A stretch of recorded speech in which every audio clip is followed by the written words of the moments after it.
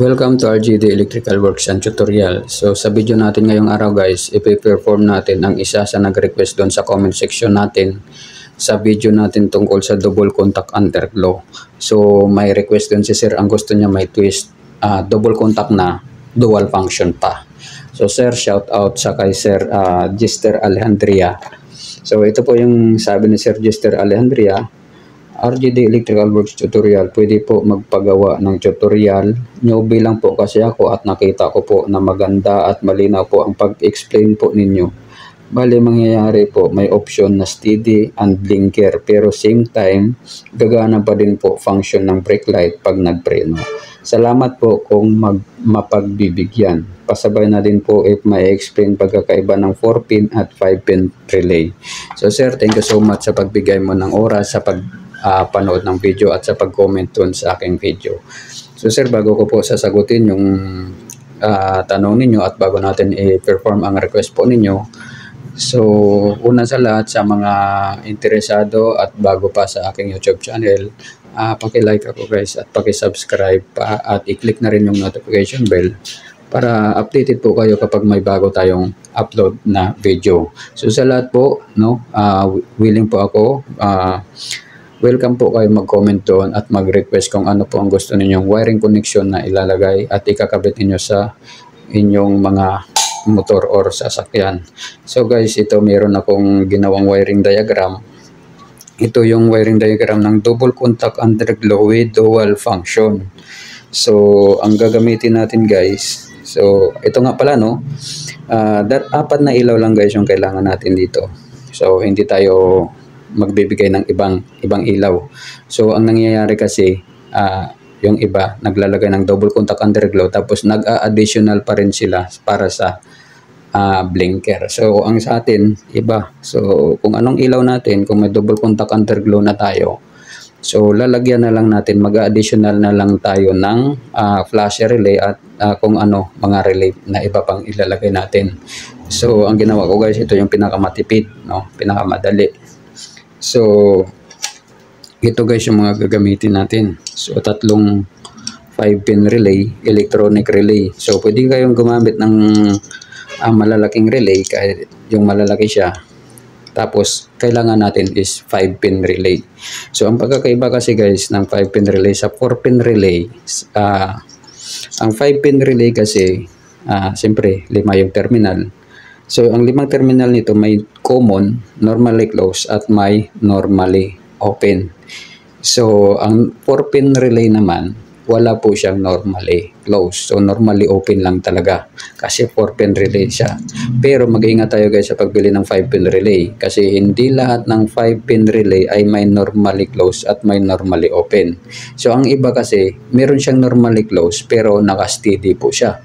So, ibig sabihin, ang ibig kong sabihin guys na 5-pin relay, kapag ma-energize yung holding coil or yung A1, A2 ng relay natin, ang normally closed na to, mag-o-open yan at ang normally open, mag-o-close po yan. So, palitan po sila. Iyon po ang function ng double contact relay. So, meron kasing 5 5-pin relay na close open lang siya. Ang normally closed, hindi na nagbabago. So may na-encounter kasi ako ng ganun guys.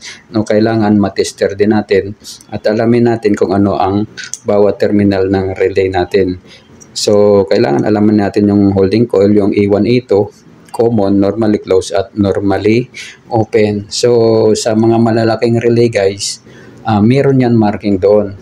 Pero pag electronic relay ang gagamitin ninyo, wala po siyang marking. Kailangan yung i-tester or di kaya tatanungin nyo sa binilihan ninyo kung alin dyan ang normally closed, normally open, common at ang A1, A2. So kung may relay kayo guys na 12 volts tapos may tatlong auxiliary, ibig sabihin sa tatlong auxiliary guys, tatlong common, tatlong normally closed at tatlong normally open. So pwede nyo po yung gamitin. Mas madali yung gamitin kasi dito kasi ito isa-isahin mo talaga pagkabit.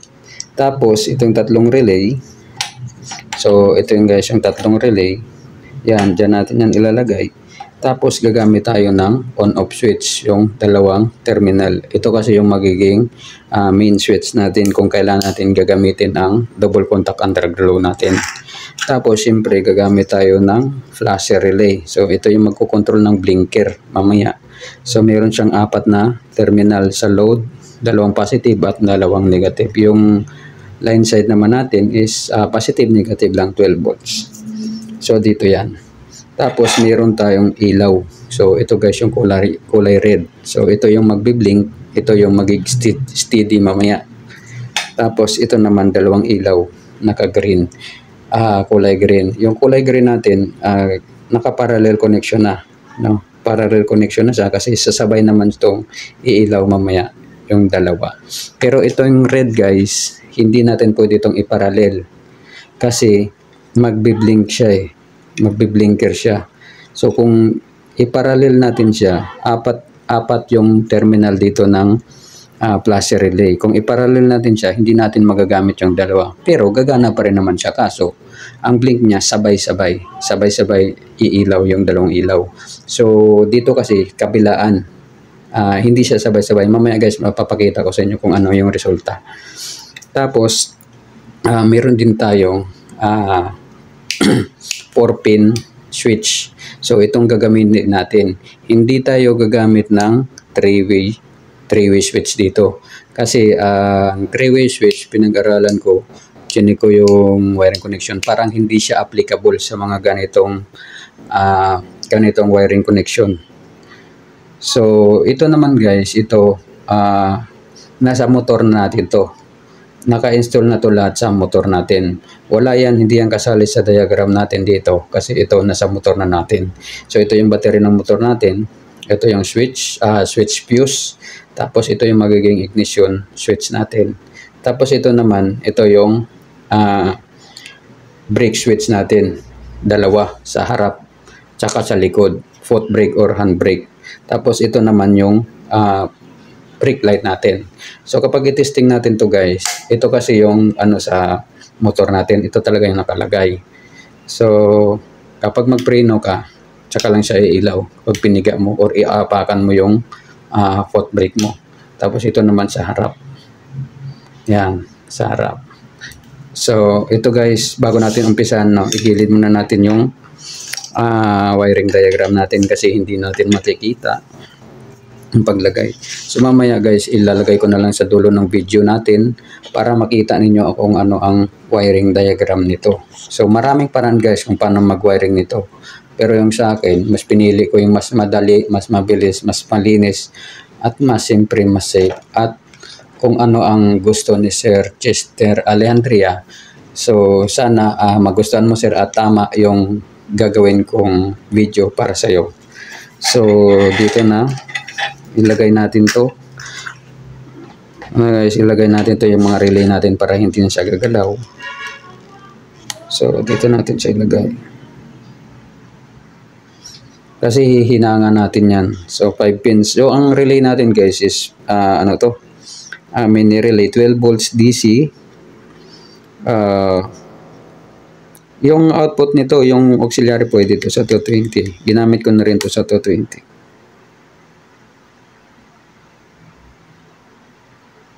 So ilagay natin dyan. So bakit kailangan natin guys ng relay? Bakit 3 relay ang gagamitin ko? So ang relay kasi natin to guys, ito ang magsiseparate dito sa 2 ilaw sa blinker. Ito ang magsiseparate siya kasi pwede ka naman mag-install ng panibagong ilaw, pero sa akin kasi base ito sa gusto ng isa nating kaibigan na nag-request sa video natin. So ito naman mamaya na natin to ikabit. So dito sa diagram natin, umpisan muna natin dito sa pagbibigay ng supply ng mga relay natin. So ito yung mga switch natin, mga brake light. So dito tayo guys bago tayo mag-install talaga ng additional, pag mag-install tayo ng additional na auxiliary light sa motor natin, kailangan dito tayo kukuha palagi sa accessories wire. So bakit sa accessories wire? Bakit hindi dito sa kabila? Bakit hindi tayo pwedeng didiretso sa battery? So kasi guys, kapag didiretso kayo sa battery, kapag nakapatay ang motor mo, pwede nilang gamitin yon, pwedeng i-on nila yon. Unlike dito sa accessories wire kayo kukuha, magagamit lang nila to once nasusian mo yung motor mo. Yun guys ang pagkakaiba nila. So lalagyan na natin, simula dito sa kukuha tayo sa accessories wire. Ito yung accessories wire, pupunta yan dito sa switch natin. So ito yung switch natin, lalagyan natin yan ng connection.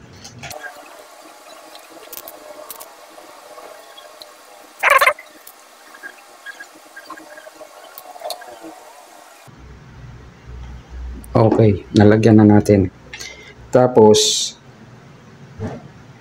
yung kabila nito, simula dito, diretso natin yan dito sa common. Sorry guys, no. Sa common yan dito ng mga relay natin. So ang common ng relay natin guys, ito yung mga gitna. So nakita nyo yung mga gitna na to. Ito yung mga common ng relay natin, mini relay. So na-check ko na rin kasi yan kanina. So lalagyan na natin guys.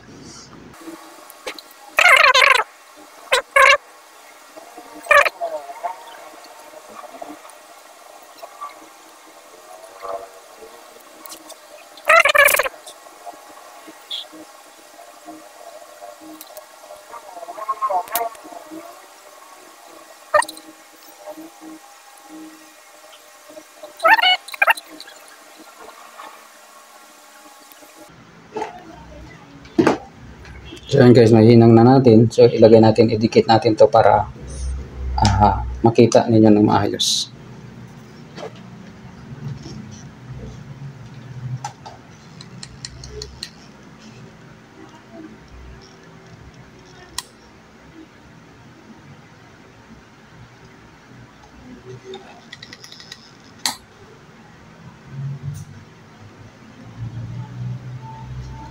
So yan, nalagay na natin yung switch. So dito yung switch, nalagay na natin dito sa common ng bawat relay natin. So dito, simula dito sa accessories wire, pumunta yan dito sa kabilang terminal ng switch natin. Yan, papunta dito. Tapos yung labas nun, pupunta yan dito sa common ng mga relay natin. So ito guys, yung common natin, pupunta yan dito. Tapos, ang sunod natin guys na i-wiringan, ito yung mga relay natin. So, unahin natin yung A1 muna. So, yung A1 natin, yun ang positive natin.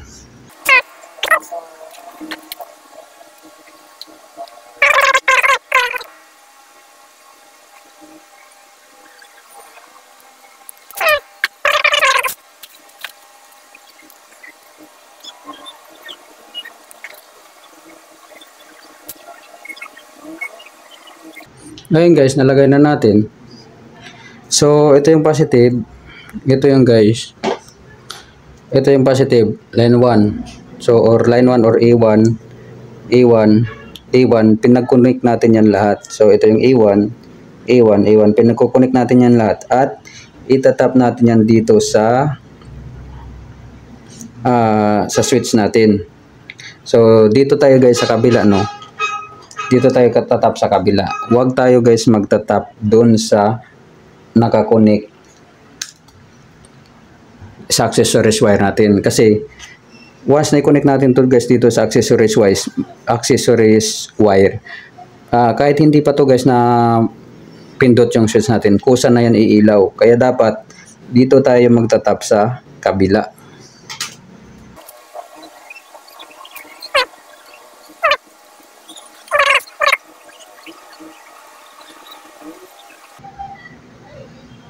So yan, dito kayo guys magtatap. Ngayon, paano natin malalaman? Kasi yung switch doon,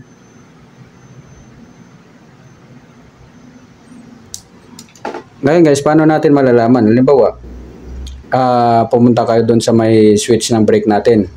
Paano natin ngayon malalaman kung alin doon, kung saan tayo magtatap ng linya natin, ng wire natin papunta dito sa relay. So ngayon guys, hahanapin natin yon. So kukuha kayo ng test light. Pagkuha nyo ng test light, ang isa ilagay nyo nito sa negative or sa body ground ng motor ninyo. Tapos may dalawang wire doon sa may switch ng brake light natin. So kapag ginanyan mo, kapag yung unang ano guys, unang wire, kapag ginanyan mo, pag i-on mo yung switch, yung susi, ignition switch, kapag ginanyan mo guys sa isang wire at umilaw siya, ibig sabihin, hindi ka kumuha, wag kang kumuha doon. No? Wag kang kumuha doon.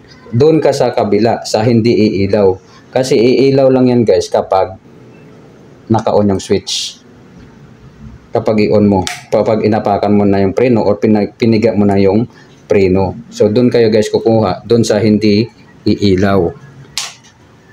Tapos nalagyan na natin yung A1. So ito na guys, nalagyan na natin yung A1. So ang A2 na to, mamaya na to guys, kasi pagsasama-samahin din natin yan at i-connect natin yan dito sa negative terminal or sa body ground ng motor natin. So nalagay na natin. Pagkatapos yung guys, ang isusunod natin dito, ikakabit na natin to. Ito yung blinker, flasher natin, blinker. So ilagay na natin to. So dito natin yung ilagay.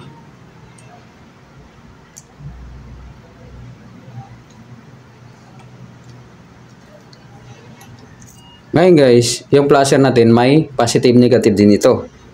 So yung positive negative natin dito, yung isa ilalagay natin dito sa taas. Ito yung normally open sa isang relay natin. So relay number 1, diyan nakalagay yung positive line ng flasher relay natin. So ilagay natin dito.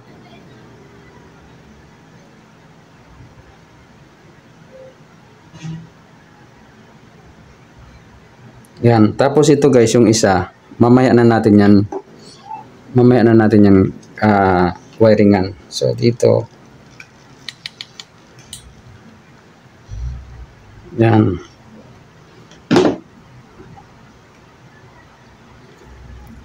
Pagkatapos, so nalagay na natin. Ito guys, ito yung normally close. Ito yung normally close ng relay number 1, tsaka normally close ng relay number 2. Ja-jumper tayo dyan. Ja-jumperan natin.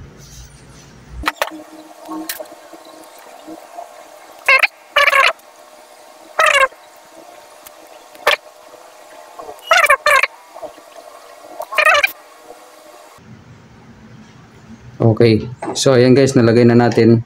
Naka-jumper yung normally close ng relay number 2 sa normally close ng relay number 1. Tapos ito guys, magdidiretso ito sa ilaw natin sa pula or sa green lights natin.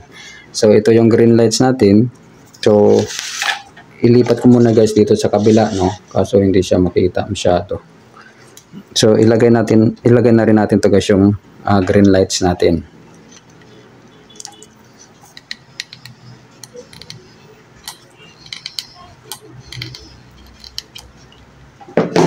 So para malinis tingnan at hindi siya okay. Yan yung green light natin. So dito sa diagram natin, yung green light na to, so ibaba natin guys. So dito sa diagram natin, yung positive dito ng isang ilaw, positive dito, at sa positive din dito ng isang ilaw, nakatap yan.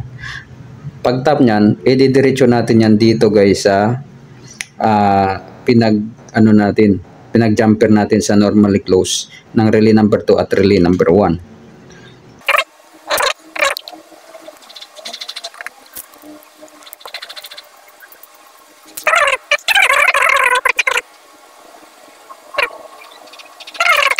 No. So ayan, nalagay na natin. Tapos itong isa, negative na to, mamaya na natin yan ikakabit. Kasi lahat ng negative mamaya pagsasama-samahin din naman natin yan.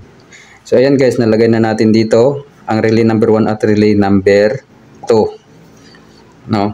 So ngayon, ang isusunod natin guys, ito yung isang ilaw. Ito yung blinker lights natin. So hindi na makita guys sa video, no? Yung wiring connection na to. So basta ito guys yung ilaw. So, ito yung ilaw na to. Hindi natin pwede itong pagsamahin. So, ang kailangan natin gawin dito, may 4 na terminal dito guys, or 4 na wire. Tig-dalawa, tig-isa yan dyan. So, ito, positive, negative, dito yan sa positive, negative. Tapos yung isa naman to, positive, negative din yan dito.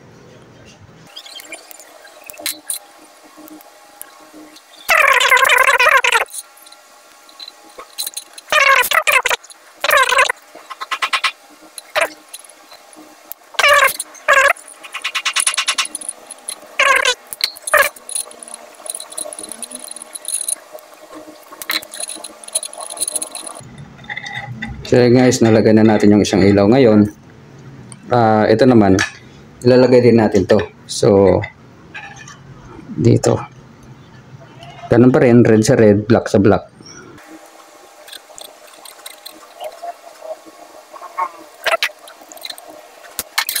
So, tsaka natin to ilalagay. I-glow natin.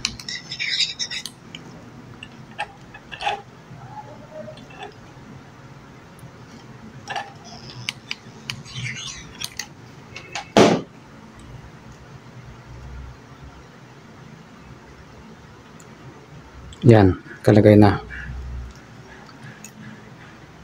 So ngayon guys, dito man nakalimutan pala ako. So ito, yung positive nito, ilagay natin ito dito. So nawiringan na natin guys yung ilaw, yung red na ilaw natin. So dito sa, pakita natin sa video. So ito yung ilaw natin, yung negative, diretso yan dito sa negative. Dito.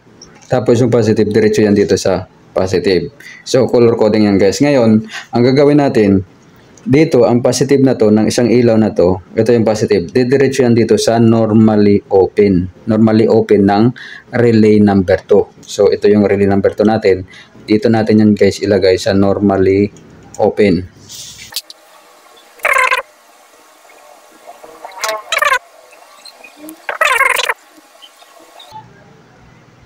So bakit guys natin kailangan ng relay? Bakit pinadaan pa natin to sa relay? Kasi guys, hindi pwede natin itong pagsamahin yung dalawang red. Kasi ang mangyayari niyan, pag pinagsama mo yung dalawang red, hindi na siya magbiblink. Hindi na siya magbiblink, mag-steady na lang siya. Kaya gagamitin natin yung relay para i-separate yung linya ng dalawang ilaw natin. So ayan, nalagay na. Tapos, itong red din pala to guys. Ito yung red na to. Sorry, nalagyan ko na ng tape.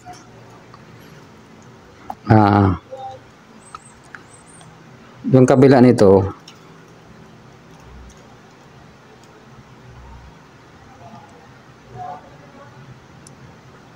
okay, ito na pala. So, ito naman guys, yung kabilang red, yung kabilang ilaw. Dito naman natin yan ilalagay sa normally open ng relay number 3. So ito yung kabilang red, dito yan malalagay sa normally open ng relay number 3.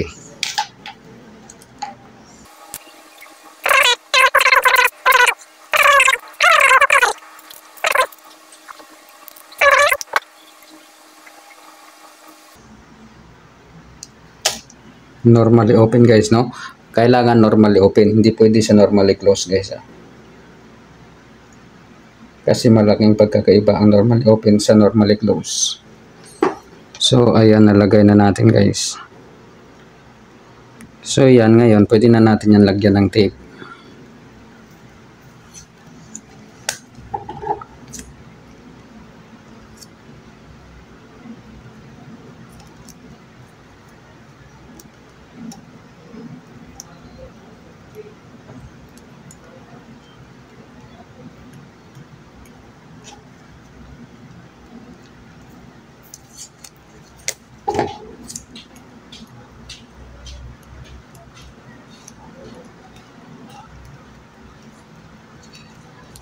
So kapag nakabisado nyo na guys yung wiring connection na to, kayo na bahala magpaganda kung paano nyo ikakabit din sa mga motor ninyo, kung paano siya ikabit na safe.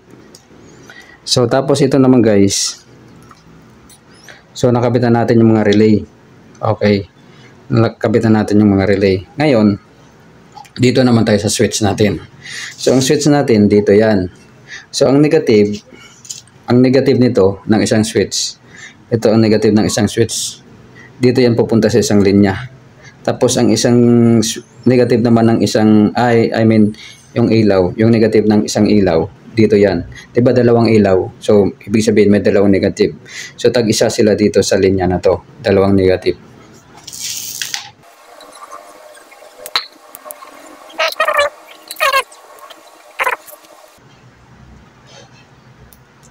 Ito guys, hindi to common negative to guys. May mga negative din dito sa kabila.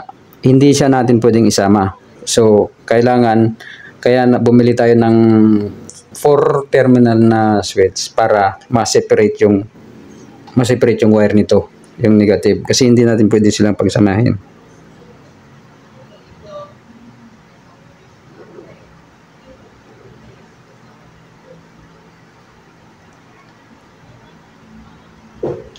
Yan, nalagay na natin. So, hindi yan sila pwede magsama.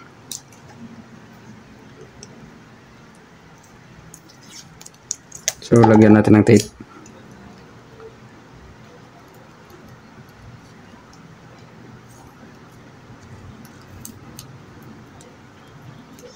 Pagsamahin nyo lang yung ibang negative doon. Huwag lang ito guys. Huwag lang ito yung dalawang linya kasi hindi siya magbi-blink kapag pinagsama natin.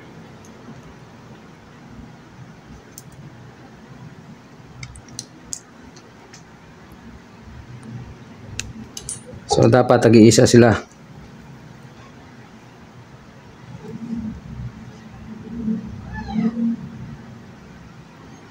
So yan guys, ito tag-iisa sila dyan. So kailangan, halimbawa nakaganyan yung switch natin.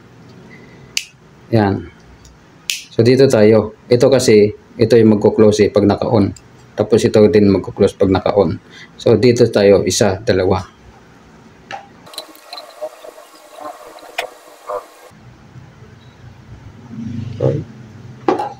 So ayan, nalagay na natin guys yung isa. Tapos yung isa naman.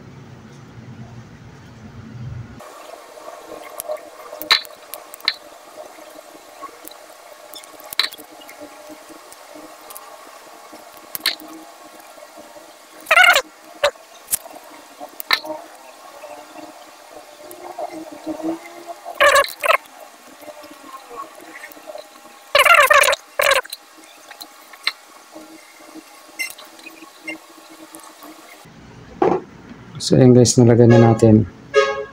Ngayon, ito guys, jumper natin to.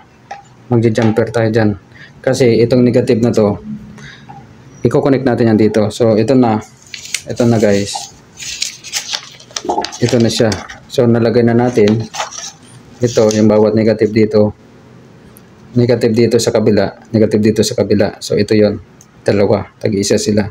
Ngayon lalagyan natin guys ng jumper dito. Tapos pag jumper natin, i-connect natin yan dito sa negative terminal ng battery natin or sa body ground ng motor natin.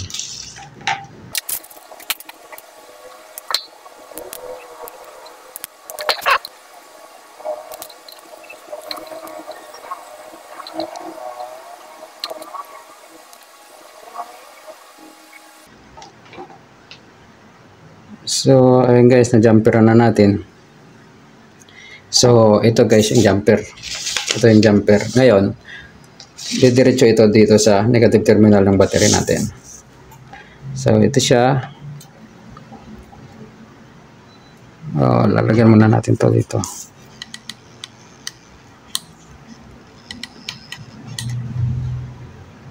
Yan. Para tumikip. So, tapos ito, negative. Ito yung negative diretso sa battery natin.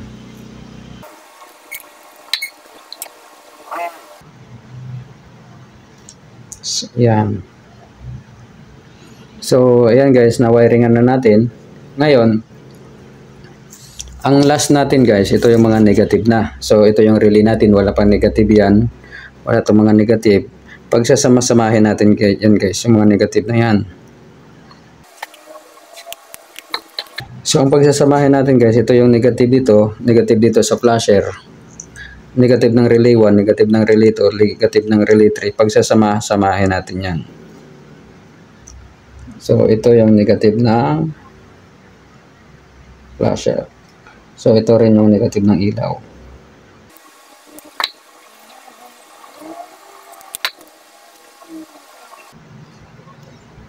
Okay, so yan guys, nalagay na natin. Ngayon, i-connect natin ito dito sa negative ng relay 1.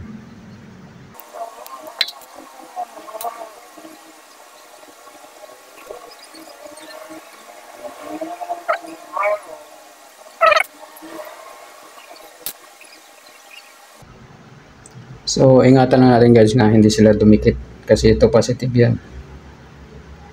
So, yan. Tapos, negative, dito naman yan sa negative. Lahat ng relay natin, pagsasamahin natin yung negative.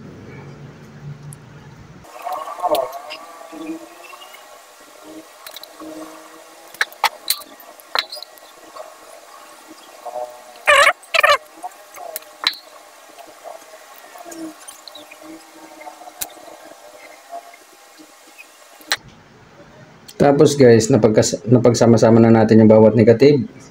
So, dito natin yan ilalagay. Diretso yan sa body ground natin or sa negative terminal ng battery natin. Or maghanap kayo dun guys ng body ground. Body ground na lang para hindi kayo malayo kasi masyado pag sa battery pa kayo kukuha. So, pwede naman tayo mag body ground. So, dito kasi wala akong body ground kaya dun ko nilagay. Dito ko nilagay.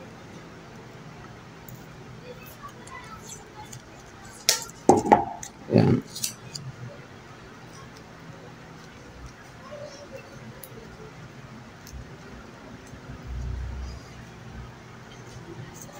So yun guys, tapos na natin wiring. So double check muna tayo. Tapos na natin wiring lahat ng negative. So ilagay natin yan dito para makita ninyo guys.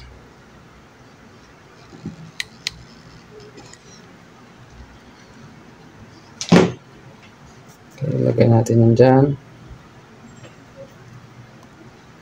Tapos ito.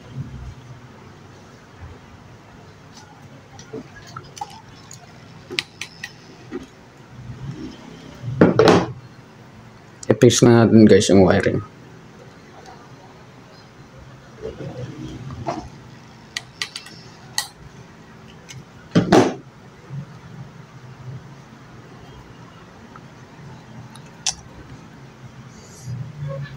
So yun guys, no? Natapos na natin, ready na tayo mag testing. I-energize natin, papasukan natin ng i-switch na natin yung ignition switch ng motor natin. So ayan guys, natapos na natin. So kapag i-on natin to, ito guys dapat naka-off muna to. Off, ayan, naka-off muna. So kapag i-preno kasi natin guys, yan, kapag ma-preno tayo, iilaw yan. So tapos dito naman sa taas, iilaw siya. Ngayon, kung gusto natin guys paganahin yung double contact underglow, so on natin yung double contact underglow. So iilaw yung green. Tapos kapag nagpa-preno ka guys, ayan, nagbe-blink siya. So ang mangyayari, iilaw yung brake light natin, mamamatay yung kulay green at magbe-blink yung natin, blinker. Ito guys yung sa underglow po yan. Yan yung sa ilalim. Ito hindi natin to pwedeng tanggalin, hindi natin pwedeng ipapablink to kasi bawal po yan sa LTO. Yan, ito guys yung sinasabi ko sa inyo na paiba-iba siya, hindi sabay. Kasi kung pwede nyo naman to gamitin, ito yung dalawa. Pero ang mangyayari niyan, sabay sa mag-blink. Ngayon, yan yung option number 1. Ngayon, yung option number 2, yan. Kapag inon mo na to, pag preno mo guys, hindi na siya magbe-blink. So, di ba? Yan yung option number 2. So, hindi siya magbe-blink. Ilaw yung red, ilaw yung brake light. Tapos dito naman tayo sa harap. Okay. So, yan. Wala tayong pinalitan. Yung ilaw, ganun pa rin. Yung ilaw guys, ganun pa rin. Wala tayong dinagdag. Ang dinagdag lang natin relay. Tapos, switch. dalawang switch, tapos ito yung flasher. So, hindi tayo nag-additional. So, halimbawa, kung gusto mo, kung ang setup mo is nakaganyan na, ba, double contact underglow, nakaganyan na, pwede ka mag-setup ng blinker. Ba, gusto mong i-blink. Okay. So, yan ang mangyayari. Nagbe-blink siya. Double contact underglow, magbe-blink siya yung sa ilalim. So, ingat lang tayo guys sa paggamit ng blinker kasi bawal talaga to sa LTO. Bawal yung blinker na ano. Pero depende kasi yun ang request ng isa sa nag-comment dun sa comment section ng video natin. So, sa kay Sir Chester Alejandria, Sir, ito na po yung video. Sana sir nakatulong ako sa inyo at sa iba pang nanonood. Kung gusto nyo ng ganitong video, sana may nakukuha kayong idea na pwede nyo ma-apply sa pag-wiring ng motor nito. So, dapat ingat lang tayo sa pag-wiring kung nag-uumpisa pa lang tayo or baguhan pa lang tayo. So, maraming salamat guys.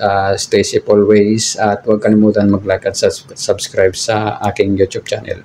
So, stay safe always ulit and God bless. Maraming thank you.